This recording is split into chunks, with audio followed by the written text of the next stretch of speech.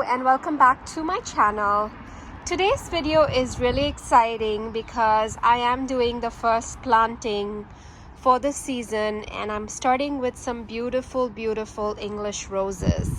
And I wanted to share with you the varieties that I'm planting today and also show you where I will be planting them. So let me just turn the camera around and show you where these roses will be going. So this is my beautiful butterfly side garden where I have a riot of color and beautiful perennials and shrubs intermingled, and this is where I am planning to add the roses.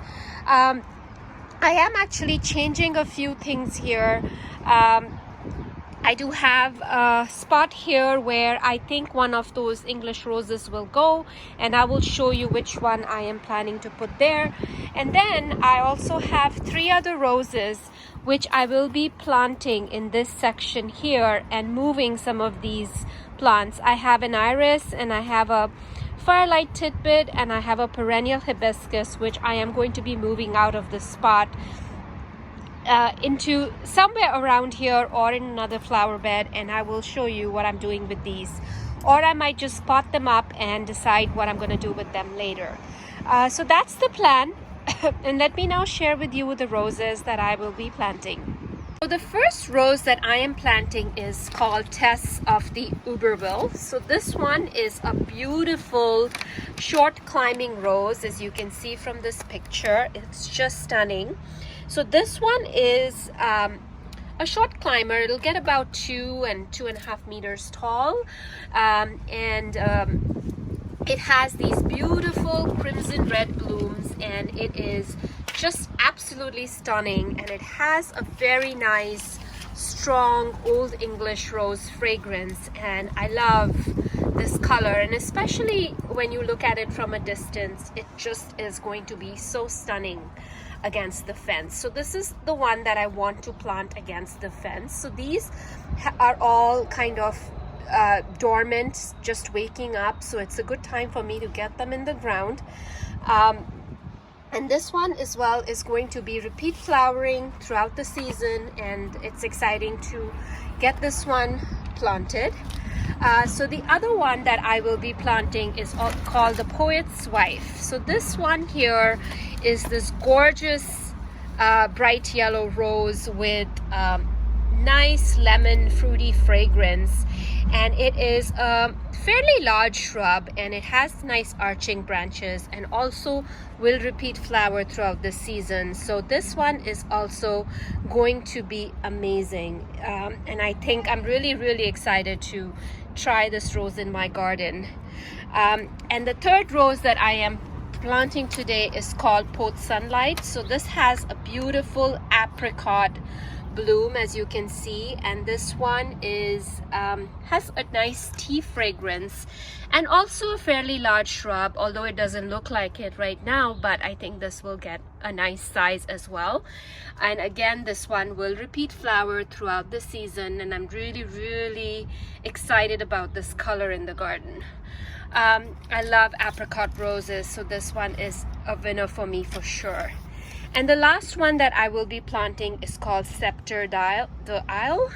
So this one is a beautiful soft pink color with a yellow center, and this one also has a very nice myrrh fragrance. I think it's a very nice strongly fragrant rose, and this one will also look really stunning in that garden. So this one is kind of a medium-sized shrub, and it's so these are all shrub roses except for the Tess. The Tess is a short climber, but all of these other ones are going to be shrub roses.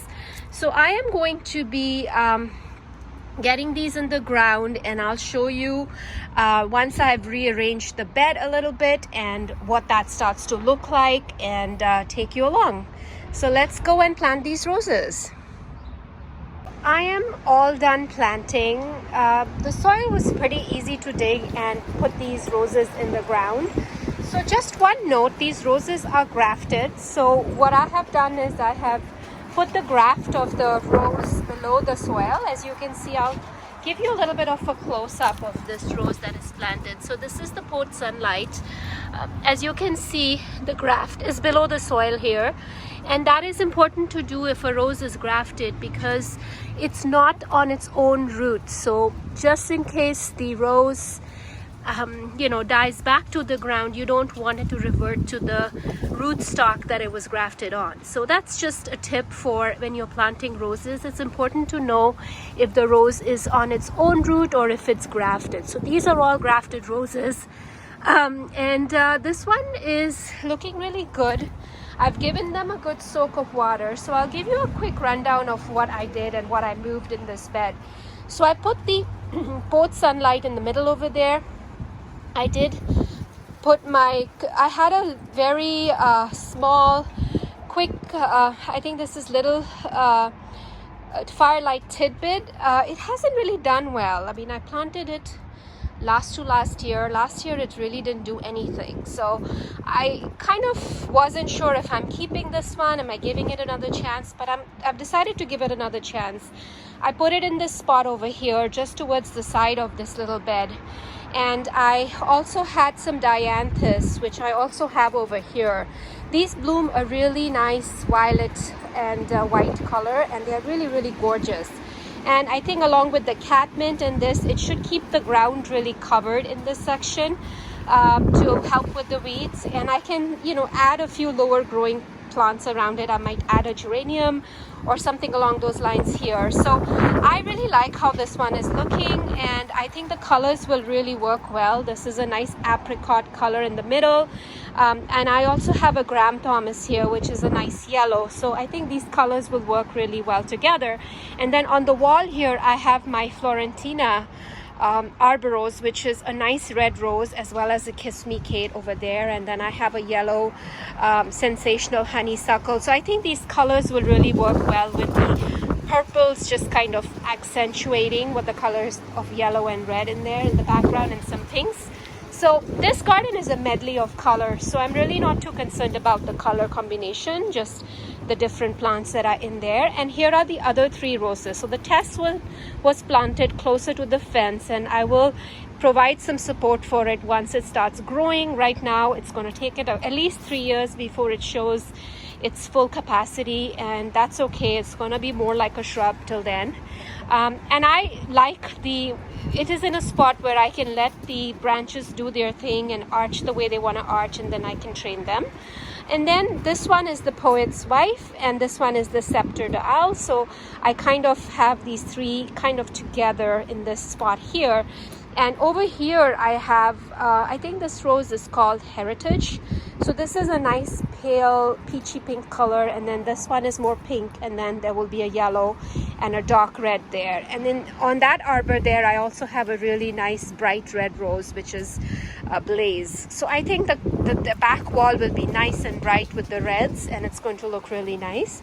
And then what I did was I moved some of these iris over here. So these are if you can see, when you plant iris, you have to make sure the tuber is exposed to the sun, so that only the roots need to be in the soil, but these tubers need to be exposed so that it can bloom the best. So it needs to bake in the sun for it to bloom the best. So this iris here is called Skyfire. It's this beautiful orange colored iris, and it's a reblooming iris, so it's going to be a nice one to put here. And in the back over there I have Kiss Me Kate climbing rose, so I think the pink and the orange will look really nice together. And then I have bloomerang lilac here, so the colors will really be nice in here. So those were all the changes that I made today, and I thought I would take you along and show you what's happening in this butterfly side garden.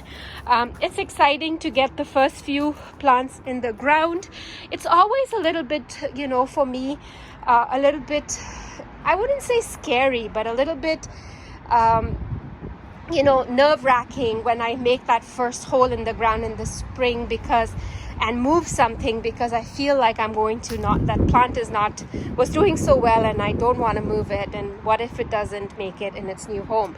But you know, when you garden and you kind of change things and you want things a certain way, you have to move some things around, and spring and fall are the best time to make these moves, because the plants have a little bit of a cooler weather to settle in. They have more time to adapt before the heat of the summer kicks in. And actually fall is even better time, because it has all of winter to kind of develop its roots and have a really strong plant by the time it's the next season. But you know, some of these plants, I think it's still early spring here, but this week is unusually warm for us, so it's in its 20s, and I think it's going to drop again next week. So I think for this week I have to just make sure all these new plantings as well as the moves are well hydrated, so they don't, you know, die from that move, because I haven't watered them. As far as fertilizing it, I haven't fertilized anything yet.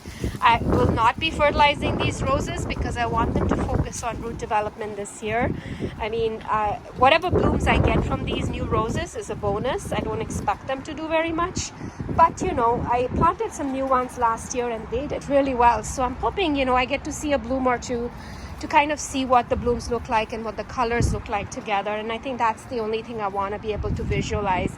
Right now it's all in my head how these colors are going to look, but they will look very different once they bloom, and I think that's when you really kind of see your vision come into practice. And what I also like is that roses kind of bloom throughout the season, so there's always something blooming and adding color, which is why I like working with them and using them. Although they are a little bit of a high maintenance plant, you have to keep it deadheaded, they are thorny, and there's all kinds of stuff, but I absolutely love roses, and I have a ton of them in my garden and adding a few more. I have a few more English roses that I will be adding as well. So excited, really excited to get the first plants in the ground and to bring you along. And I hope you're also planting in the spring and moving some stuff around.